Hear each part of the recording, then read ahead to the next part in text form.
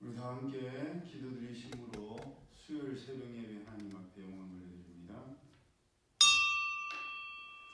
자비하시고 인애로우시며 또 하기를 더디하시는 사랑의 하나님, 하나님의 은혜를 참으로 감사드립니다. 하나님께서 저희들을 깨워주시고 저희들을 붙들어 주심으로 말미암아 하루하루 버티고 견디고 최후 승리를 거두는 줄로 믿습니다. 하나님의 약속의 말씀 굳게 부여잡고 그 말씀대로 살아갈 수 있는 저희들 되게 하여 주옵소서. 이 하루를 주님 손에 맡겨드려오며 거룩하신 예수님의 이름으로 축복하며 기도드리옵나이다. 아멘. 다 함께 찬송가 265장 주 십자가를 지심으로 죄인을 구속하셨으니 찬양드립니다.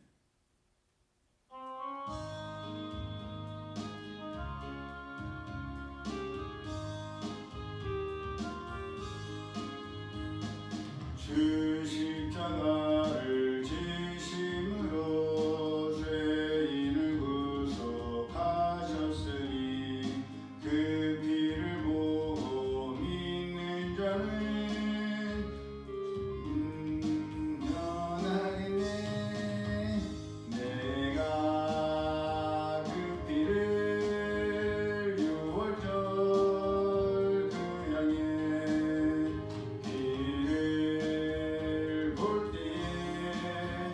내가 널 넘어서 가리라. 흉악한 죄인 괴수라도 예수는 능히 구원하네. 온몸을 피에 담글 때에 주님의 진노 면하겠네.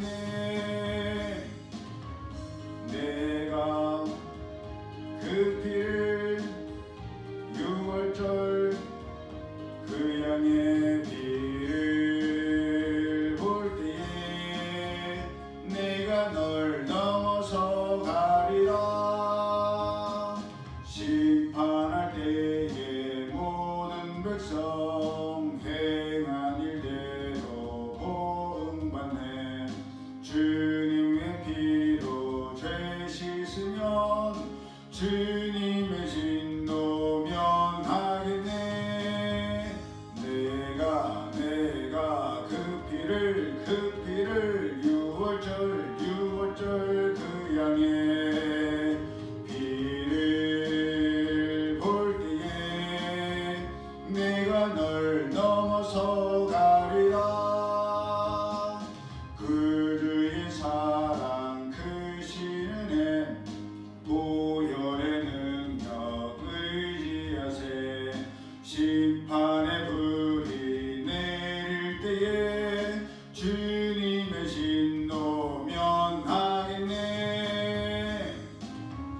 내가 그 피를 유월절 그 양의 피를 볼 때에 내가 널 넘어서 가리라. 하나님 말씀 구약성경 출애굽기 12장 1절에서 14절까지의 말씀 우리 함께 합독합니다.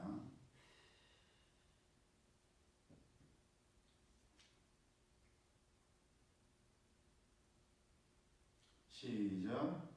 여호와께서 애굽 땅에서 모세와 아론에게 일러 말씀하시되 이 달을 너희에게 달의 시작 곧 해의 첫 달이 되게 하고 너희는 이스라엘 온 회중에게 말하여 이르라. 이 달 열흘에 너희 각자가 어린 양을 취할지니 각 가족대로 그 식구를 위하여 어린 양을 취하되 그 어린 양에 대하여 식구가 너무 적으면 그 집이 이웃과 함께 사람 수를 따라서 하나를 취하며 각 사람이 먹을 수 있는 분량에 따라서 너희 어린 양을 계산할 것이며 너희 어린 양은 흠없고 일련된 숫것으로 하되 양이나 염소 중에서 취하고 이달 열 나흔 날까지 간직하였다가 해질 때에 이스라엘 회중이 그 양을 잡고 그 피를 양을 먹을 집 좌우문설주와 인방에 바르고 그 밤에 그 고기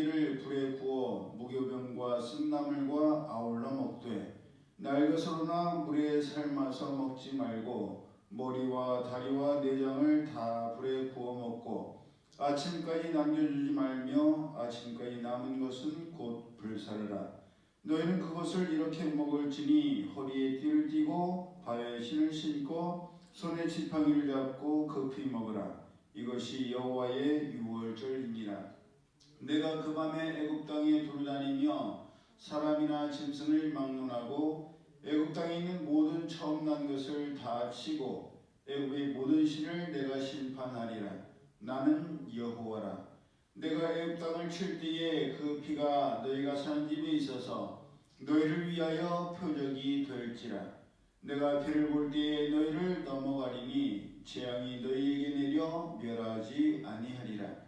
너희는 이 날을 기념하여 여호와의 절기를 삼아 영원한 규례로 대대로 지킬지니라. 아멘.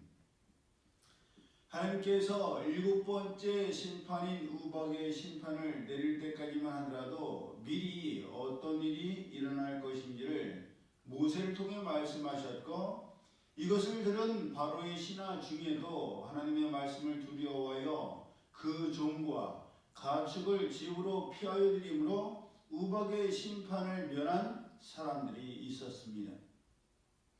하나님께서는 8번째 심판인 메뚜기 심판을 내리실 때에도 모세로 하여금 바로에게 들어가서 하나님께서 메뚜기를 통해 우박의 심판 이후 남은 것을 다 먹게 할 것이라고 전하게 하셨습니다. 하지만 9번째 심판인 흑암의 심판은 미리 말씀하거나 알려주지 아니하시고 비밀리에 진행하셨습니다. 갑자기 진행하셨습니다.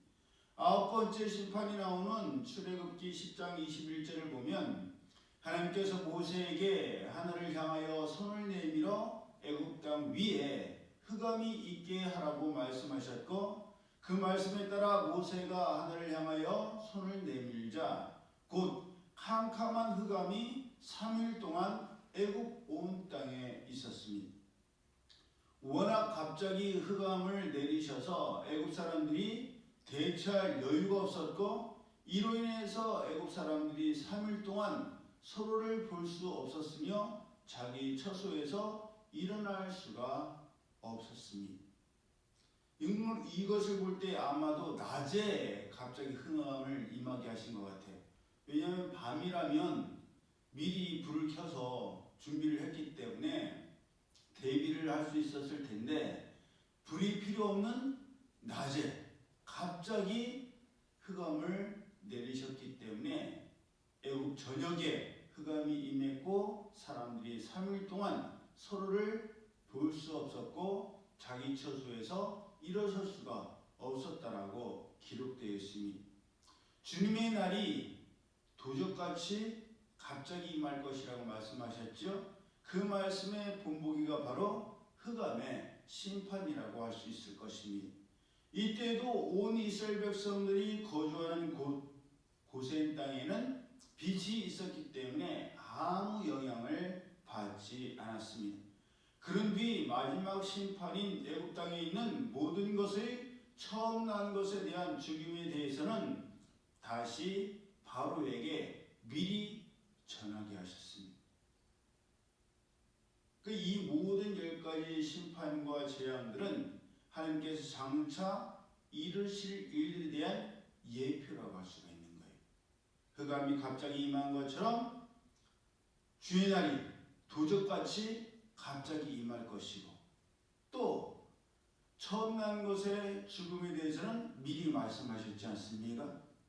그것처럼 모든 것이 이후에 일어날 일들에 대한 본보기, 모델인 것입니다. 하나님께서 밤중에 애굽 가운데 들어갈 것이요, 그때 애굽 땅에 있는 모든 처음 난 것은 왕위에 앉은 바로의 장자로부터 시작해서 몸종의 장자와 모든 가축의 처음 난 것까지도 다 죽이실 것이라고 말씀하셨습니다. 애굽 온 땅에 전무후무한, 전에도 없었고 이후에도 없을 큰 부르짖음이 있을 것이라고 예고하셨습니다. 하지만 하나님의 말씀에 순종하여서 1년 된 흠없는 수컷 양이나 염소를 잡아 그 피를 양을 먹을 집 좌우 문설주와 인방에 바르고 그 밤에 그 고기를 불에 구워서 먹은 이스라엘 백성들은 구별하여 죽이지 않으실 것이라고 말씀하셨습니다. 대신 여기에 조건이 있었습니다. 뭐예요? 그냥 피만 바르고 양이나 염소를 먹기만 하면 되는 것이 아니라 날 것으로나 삶아서 먹어서는 안 되고 반드시 구워서 먹어야 했으며 무교병, 누룩을 넣지 않은 무교병과 쓴 나물을 아울러 먹어야 했으며 아침까지 남기지 않아야 되고 아침까지 남은 것은 반드시 불살라야만 했습니다. 이걸로 끝이냐? 아니에요. 허리에 띠를 띠고 발에 신을 신고 손에 지팡이를 잡고 급히 먹어야 했습니다. 여유있게 즐기며 먹어서는 안 됐습니다. 이 모든 것이 다 이유가 있었고 상징성이 있었습니다. 그 말씀을 다 드릴 수는 없지만 이 모든 하나님의 말씀과 명령, 경고를 들어야만 심판을 넘어갈 수가 있었습니다. 그리고 출애굽 당대 세대뿐만 아니라 두고두고 영원한 규례를 삼아서 대대로 지켜야 했습니다. 이것이 바로 하나님의 말씀에 대한 순종이요 믿음인 것입니다. 내가 하고 싶은 대로 하고 내가 이해한 대로 하고 내가 좋아하는 대로 하고 내가 순종하고 싶은 것만 하는 것이 아닙니다. 하나님께서 말씀하셨고 그것이 하나님의 명령이시니 하나님 말씀 그대로 지켜 행해야 하는 겁니다. 우리 가운데는 저같이 반응적인 성향이 있을 수가 있죠. 또 내가 아무리 이해되어야만 하는 성격이라 할지라도 그런 것을 다 뛰어넘어서 하나님의 말씀이기에 순종하고 지키고 따라야 합니다. 왜 그렇습니까? 왜 그래야 합니까? 아니, 저마다의 개성이 있고 문화가 있고 먹는 그런 성향이 다른데 저마다 먹고 싶은 대로 양념해서 먹을 수도 있고 삶아서 먹을 수도 있고 구워서 먹을 수도 있고 천천히 먹을 수도 있고 급하게 먹으면 체하는데 그런 것까지 왜 일일이 다 명령하십니까? 라고 말할 수가 있죠? 간단합니다. 왜 그래야 하느냐? 그래야만 살기 때문입니다. 그래야만 죽음의 심판을 넘어갈 수 있기 때문입니다. 여러분, 정말 위경에 있는데 이것만 하면 살 수 있다. 산다고 그러면 이것저것 따지겠어요? 안 따지겠어요? 따지지 않습니다. 당장 죽고 사는 문제가 달려있고 이렇게 행할 때 산다고 하는데 따지고 묻고가 어디 있고 이해하고 나서야 하는 게 어디 있겠습니까? 무조건 다 해야 하는 것이죠.